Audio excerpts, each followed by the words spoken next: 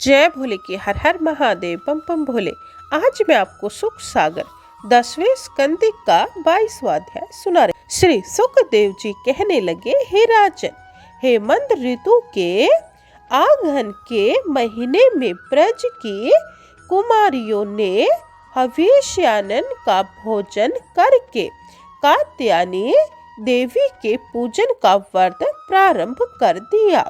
सब कुमारी अरुणोदय होते ही यमुना जी के जल में स्नान करके तीर पर रेती से देवी जी की मूर्ति बनाकर गंध पुष्प धूप दीप नैवेद्य आदि से पूजन करके हाथ जोड़कर प्रार्थना करती रहती थी। हे कात्यायनी, हे महामाए, हे देवी, नंदगोप के सूत श्री कृष्ण को तुम हमारा पति बनाओ, हम तुम्हारे लिए प्रणाम करते हैं। इस तरह मंत्र जपती हुई वे सब ब्रज बालिकाएं देवी जी की पूजा करती थी।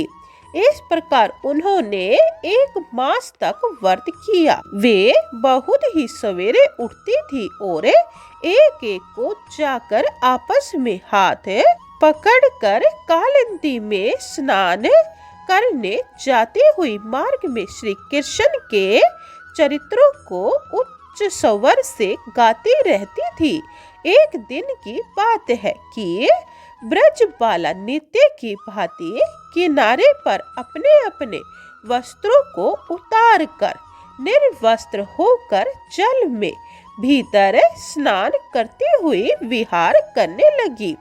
योगेश्वर भगवान कृष्ण उनके आशय को ताड़ गए और अपने साथी गोपगणों के साथ वहां आकर उनके वस्त्रों को लेकर झटपट कदम पर चढ़ गए। साथ में ग्वाल बाल बड़े ठिठकाकर हंसने लगे और श्री कृष्ण भी स्वयं उनके साथ हंसते हुए गोपियों से हंसी की बात करने लगे। अरे ओ ब्रजबालाओ, तुम्हारी इच्छा हो तो यहाँ आकर अपने अपने वस्त्र ले जाओ। मैं यह बात सत्य ही कह रहा हूँ, हंसी नहीं कर रहा हूँ। तुम व्रत के कारण वैसे ही दुबली पतली हो रही हो, भला तुमसे कैसी हंसी। यहाँ आकर साथ साथ या एक एक करके अपने अपने वस्त्रों को ले जाओ। हे राजन, इस प्रकार वे गोप बालिका कृष्ण भगवान के परिहास को देखकर कृष्ण के प्रेम में परिपूर्ण हो गई। कुछ लज्जित होकर आपस में एक ही तरफ एक देखने लगी और देख देख कर मुस्कुराने लगी। वे सब अपनी अपनी जगह पर खड़ी की खड़ी ही रह गई।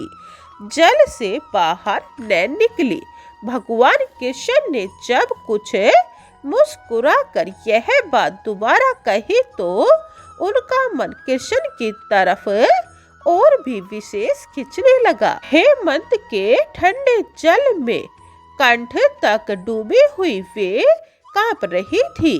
बड़े नम्र शब्दों में भगवान कृष्ण से कहने लगी, हे कृष्ण, तुम हमारे साथ यह अन्याय मत करो। हम जाड़े के मारे थर थर कांप रही है। हमारे वस्त्र हमको दे दो। नंद बाबा के लड़के हो, हमारे भी प्यारे हो। सब ब्रजवासी तुमको बड़ा प्यारा मानते हैं। हम तुमको जानते हैं और हे श्याम सुंदर प्यारे, हम तुम्हारी दासी हैं। तुम जो कहोगे वही हम करेंगे। तुम हमारे वस्त्र दे दो, और यदि तुमने सीधी तरह से वस्त्र न दिए तो हम नंद बाबा से जाकर कह देंगी।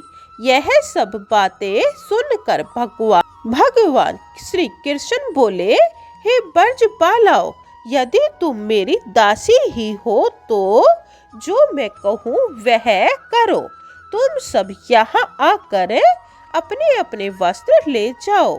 इसके बाद ठंड से ठिठुरती हुई गोपियों अपने दोनों हाथों से अंगों को ढककर यमुना जल से बाहर निकली। तब कृष्ण भगवान उन ब्रज कुमारियों के शुद्ध भाव को देख बड़े प्रसन्न हुए और उनके वस्त्र अपने कंधे पर रख कर बोले, हे अवलाओ, तुमने व्रत धारण करके और निर्वस्त्र होकर यमुना जी में स्नान किया है। यह तो बड़ा भारी पाप किया है। इससे जल के देवता अरुण जी तथा अन्य देवताओं का बड़ा अपमान हुआ है। अब तुम इस पाप की निवृत्ति के लिए अपने हाथ जोड़कर सिर पर लगाओ और उन्हें नहवाकर प्रणाम करो। इसके बाद अपने अपने वस्त्र ले जाओ। भगवान श्री कृष्ण जी की यह बातें सुनकर उन ब्रजबालाओं ने समझा कि वास्तव में निर्वस्त्र होकर स्नान करने से हमारे व्रत में बड़ी हानि हो गई है। इसीलिए उन्होंने व्रत की पूर्ति होने के लिए उन भगवान श्री कृष्ण को ही प्रणाम किया। भगवान श्री कृष्ण अपनी आज्ञा के अनुसार कार्य करती हुई उन गोपियों को देख बड़े प्रसन्न हुए। गोपियों के प्रति भगवान के हृदय में करुणा भर आई और उन्होंने उनके सब वस्त्र दे दिए। हे राजन, श्री कृष्ण ने उन कुमारियों से इस प्रकार हंसी की, परंतु वे फिर भी कृष्ण के प्रति रुष्ट न हुई, किंतु उनकी बातों पर वे गोपियां और अधिक प्रसन्न ही हुई। गोपियों ने अपने अपने वस्त्र पहन लिए। वे श्री कृष्ण के प्रेम में इतनी बंध गई थी कि वहां से एक पैर भी इधर उधर न डिग सकी, वहां ही खड़ी रही। वे लचीली चितवन से उनकी ओर ही निहारती रही। भगवान ने उनके संकल्प को जानकर उनसे कहा, हे साध्वी, हे मेरी परम प्यारियों, मैंने तुम्हारे इस संकल्प को जान लिया है। मैं तुम्हारी इस इच्छा का अनुमोदन करता हूँ।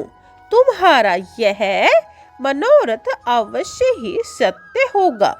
जिन लोगों ने मुझ में मन लगाया रखा है, उनकी इच्छाएं उन्हें सांसारिक भोग वासनाओं में ले जाने को समर्थ नहीं हो सकती। जिस प्रकार भुजे हुए या उबाले हुए धान फिर उग नहीं सकते, उसी तरह मेरी तरफ की हुई कामनाएं भी विषय सुख उत्पन्न करने के योग्य नहीं रहने पाती। अब तुम ब्रज को जाओ और आने वाली शरद ऋतु की रात्रियों में मेरे साथ रमण करना।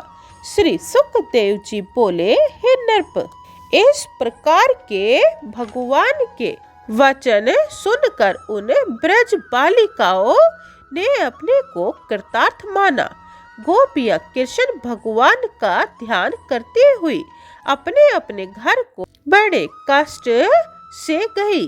फिर बलदेव जी के सहित और गोपगणों से युक्त श्री कृष्ण भगवान गायों को चराते चराते वृंदावन से बड़ी दूर चले गए। फल फूलों के भार से नवे हुए वृक्षों को देख भगवान कृष्ण उनकी बड़ाई करते हुए यमुना जी के तट पर पहुँचे। वहाँ गोवों को यमुना जी का जल पिलाकर गोपों ने स्वयं भी जल पिया। वहाँ उस वन में गाय चराते चराते गोपों को बड़ी भूख सताने लगी। तब कृष्ण और बलदेव जी से गोपगण इस तरह कहने लगे। 22वां अध्याय समाप्तम। जय भोले। 23वां अध्याय यह आप दूसरी वीडियो में सुने। जय भोले की हर हर महादेव बम बम भोले।